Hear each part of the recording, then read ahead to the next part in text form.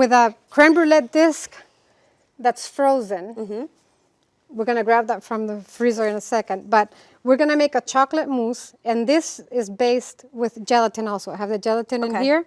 So, yeah, and you got to make sure that all of it is submerged in the water. We have the cream. We have the chocolate. I like my chocolate to control the amount of sugar in my chocolate, which is why I use a higher percentage. So this is a cacao berry makes this Tanzania that it's very fruity. It's a 75%. Oh, that is a high percentage. I recommend anywhere between 64 and 75. Okay. I think 80 is too bitter. Yeah. That's good for other things. For a panna cotta, it's amazing. Oh, nice. But I think this is perfect. So I really like the flavor. So we're going to pour the milk into here. Okay. I like to put, instead of melting the gelatin into the heavy cream, I like to drain it into the chocolate. And the reason I do that is because a lot of times, especially since we have very little cream in here, sometimes the gelatin sinks to the bottom and it just sticks to the bottom of the pan. Okay. Here I'm assuring that it's all going to stay in there. Yes.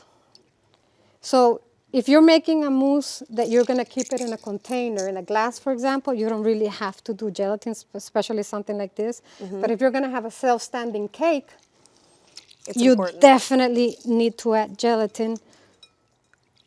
We're going to make a similar to a ganache with the chocolate and the cream. Okay. Then we're going to take the yolks and the sugar, and we're going to ribbon it. I'll show you exactly what a ribbon looks like. It's going to get light and lemony yellow. We're whipping air into it. So this will take 2 minutes. The percentage of, the ratio of sugar to egg, you'll see how it's thickening already? Yeah, big time. And why do you want it to be ribbony? Because you want to put air into it. So when you make a mousse, what makes a mousse is the air bubbles that you incorporated. That's what it gives it its texture. And your heavy cream that we're going to add to it, you can only put so much air into it. Right. And it gives it stability too. Okay. So it gives it stability and airiness. So this is a ribbon, you see? I do see. It keeps the shape of a ribbon. And it really lightened in color. So we want to make sure that you emulsify it. See, I pour it over the cream. I need more of it. You don't pour it all at once. Okay. You can really see the chocolate starting to melt immediately. Yeah, so you want to emulsify. When you make a ganache, you really have to emulsify it in the center so that you have a really homogeneous product. Okay. In this case, because it's a mousse, it's not as critical for that perfect elasticity, but you still want to do the best that you can. So see how it's starting to come together? Yeah. And you want to focus thick and see how it's starting to shine in the middle? Yeah. And see how it looks elastic too? That's the texture you're looking for. Okay. And how do you know when you're ready to put in the rest of the cream? You have to take the temperature. Oh no, now when you get that consistency, elastic and creamy. Yeah. If you do it all at once, you're never going to get that elasticity. Really? So you should do at least 2 or 3, depending on what your volume is. Okay. You should do at least 2 or 3 additions. I'm learning so much today. And if you were going to make this mousse where you have to make a lot and you have to pour it into different containers, I would partially melt the chocolate. Okay. So that it stays a little runnier. But because I need it to cool down fast, because I want to fold this into here, I don't want to melt the chocolate because it's gonna stay hotter for a longer period of time. Gotcha. Because the fact that the chocolate is in its tablets and it was cold, automatically drops the temperature. Right. And you don't really, I have this habit of touching the bottom, but you really want to take the temperature. With a thermometer, you want it to be under 40 degrees Celsius, or this is going to melt. So you want to go between 35, see? Yeah. 35, 37.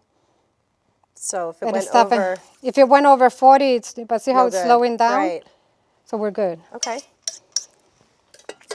So now we want to take the ribbon. See, let's start whipping the cream. Okay.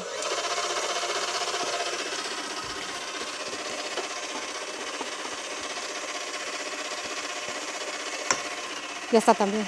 It's beautiful, just like that. Seeing it all swirl together. You see, so you see how it's adding volume? Yeah.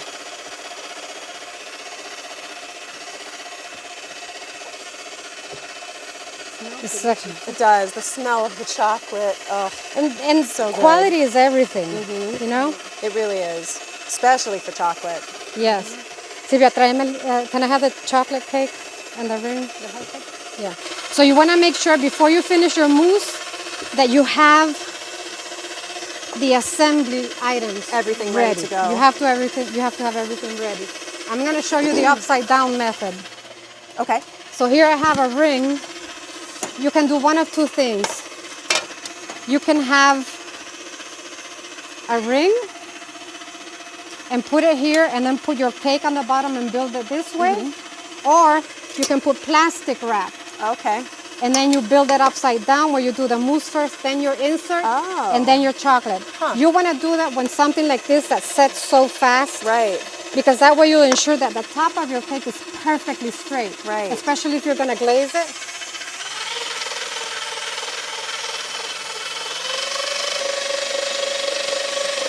Okay, one thing about heavy cream, when you're making a mousse, you don't want it fully whipped. Okay. You want it really soft, so you're going to incorporate a little bit of air, but not so much, because if you make it too thick, then you're going to end up, the mousse is going to set in the bowl instead of setting in the mold, and you don't want that. Okay.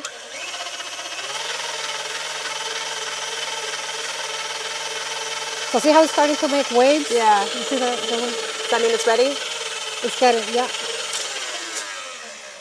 So see? Right. So yeah, very soft. So very, very runny. Let's keep this in there. And then again, you want to fold that in.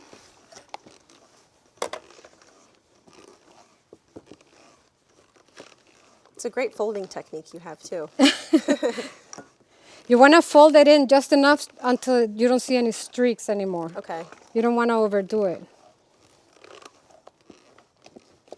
And it's really, is it really like very important the way that you're folding it?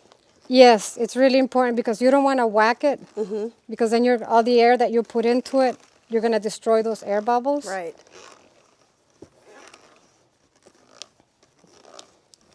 You can fold it in with a whisk too if you like. Okay. I just think the spatula's gentler. Okay.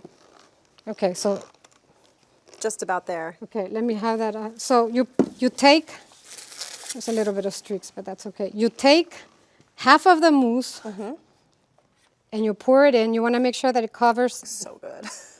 You want to make sure that it covers the bottom, right? Then you take your frozen disc of crème brûlée. You see how you see the specks on top?